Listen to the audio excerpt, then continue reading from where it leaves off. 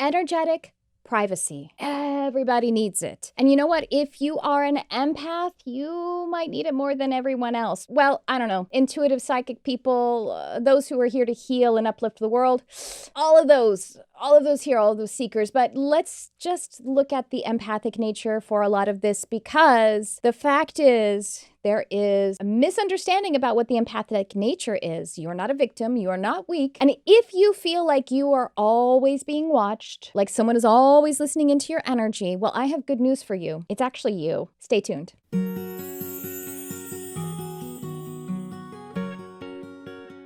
Hi, and welcome to the Charmed Life YouTube channel. This channel is all about magic, metaphysics, mysticism, the unconditional love of the universe, the law of one, empathic empowerment, opening your intuitive abilities, and living a magical life. I said a lot of things, but anyway, I, by the way, am Tricia Carr, and I'm your host here. I am an empathic channel, multidimensional medium, animal telepath, hypnotherapist, and a spiritual teacher, and I'm here to talk to you today about energetic privacy. You see, energetic privacy is something that a lot of people need to rebuild. Now, I said that it's possibly a concern of empaths and, a lot of scenarios or in a lot of situations. But in fact, because of the way that our conditioned society is, where we are always seeking information and being bombarded by information, we are highly suggestible. Suggestibility is a term that we use in hypnotherapy, but it really applies to the fact that we are actually always, our energy is always open. And the fight-flight mechanism is turned on way too high, way too often. And what that amounts to is a seeking of what's going on outside of ourselves. So yeah, there's two things here. You could actually have people snooping in on your energy, because that's another side of it, is that we are snooping in on other people's energies. We have social media, we're looking at things. We have this disease, or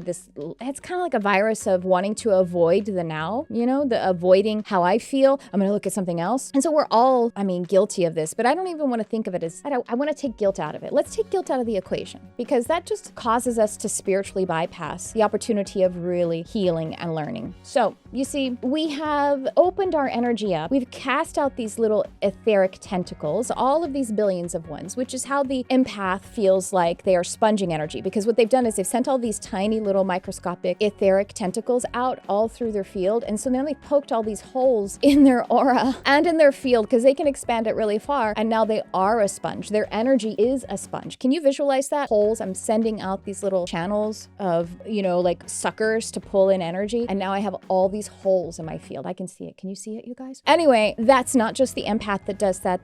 It's kind of a thing that we're all doing now. Here's the good news, is that you can seal up all of those holes. Now I'm miming. You can seal up all of those holes, and you can close all of your windows. You can close all of your doors, and you can allow your light to stay contained. And as it contains, as you draw in more light and it's crystallizing in your aura, then you spill it over, and it's a positive way to be connected to the outside world. So the good news is that you can shore up your field, you can create privacy, and you can also stop snooping yourself. Let's just be honest with ourselves. Am I trying to avoid my own energy by snooping on others? Is that what I'm doing? And if we can look at that objectively, then we can employ energetic privacy better. We need energetic hygiene, and that means how we are taking in energy and how we are putting out energy, just like our diet and exercise. What is your energetic diet and your energetic exercise? Is it crap TV? Is it crap internet? Is it crap movement practice? Whatever the movement would be. You see what I mean? It's as above, so below here. Now, having said that, we may need supplements to help us to shore up the energetic privacy and the energetic hygiene. So I want to tell you that I was feeling energetic snooping from my old boss when I had the corporate job, and I didn't work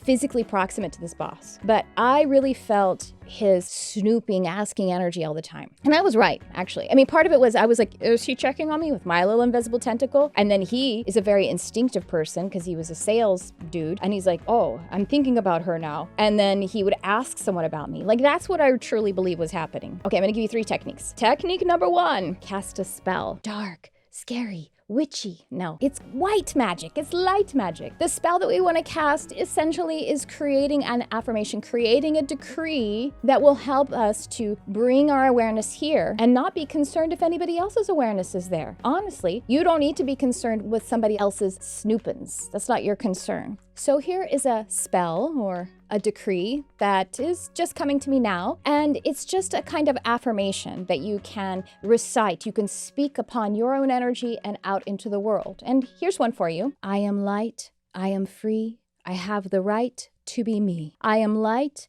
I am free. I have the right to be me.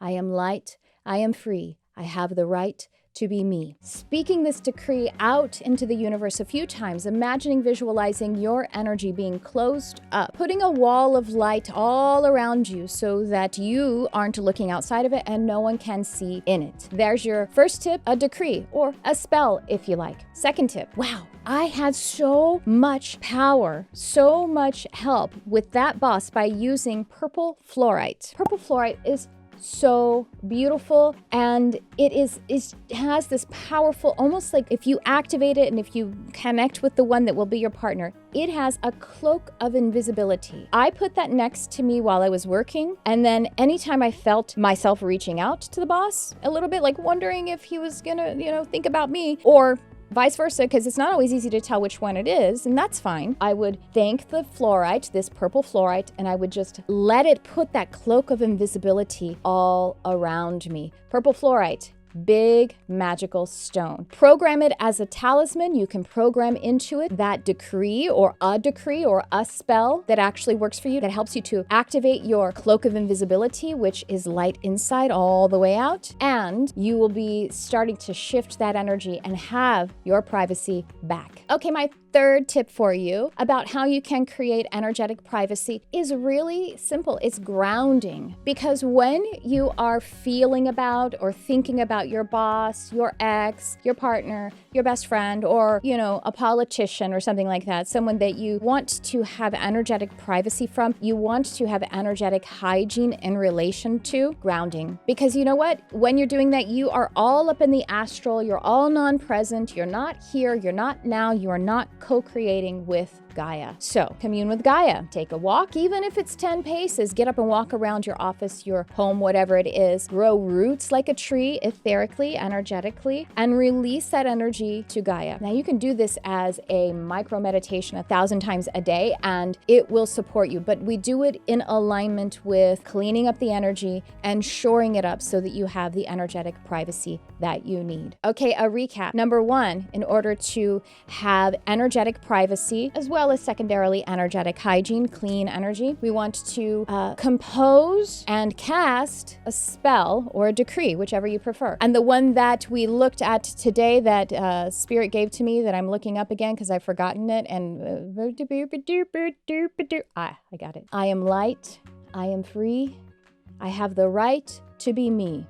It's good if they rhyme because that disrupts the conscious mind and it pokes through that critical mind so we can be in the whole mind, including in the subconscious mind. So cast a spell all throughout the day to realign your energy and also to put up that cloak of invisibility or that wall of light. Our second tip is purple fluorite. Grab a piece as your friend, your partner, program it as a talisman. You can program into it a decree, an affirmation, a spell, and every time that you notice yourself wondering if your energy is being infringed upon, then regard it and thank that crystal, purple fluorite, for protecting you with its cloak of invisibility, its cloak of white light, and also make sure that that white light is crystallized from the very core of your being so that your aura is shored up. Our third and final tip about how you can shore up your energy and have energetic privacy is grounding. Any of the ways that you do it, a quick visualization of releasing to Gaia, connecting with Gaia, talking to Gaia, growing roots like a tree, or taking a short little walk